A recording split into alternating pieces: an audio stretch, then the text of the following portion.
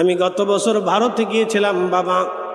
ভারতের একটা এলাকা, আমাকে ওই যে আসামের গুয়াহাটি বিমানবন্দরে নামাইয়া 4 ঘন্টা পর্যন্ত জিপে চড়াইয়া আমাকে নিতে নিতে বুড়িগঙ্গার চরের মধ্যে নিয়ে থামাইছে। বিশ্বাস করেন, আমার এত ভয় লাগলো, আমি চলন্ত গাড়ির ভিতর থেকে লাফ দিয়ে নেমে বললাম, আপনারা আমাকে কোথায় নিয়ে যান?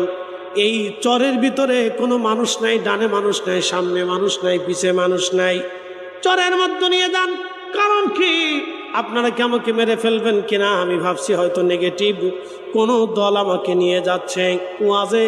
আমি তো এই অঞ্চল চিনি না, আমি ডরাই গেলাম, ভয় পেয়ে গেলাম। চরের ভিতরে ডানে বামে সামনে পিছনে কোনো মানুষ নাই। তখন লোকেরা বলল, হুজুর ক্ষমা করবেন, মাফ করে দিবেন। পা জড়াই ধরলো, হুজুর আপনাকে মারার জন্য আনি নাই, আপনি গেলেই বুঝবেন এটা চর এলাকা, আমরা দরিদ্র মানুষ, অনেক কষ্ট করে মাহফিল সাজাইছি, আপনাকে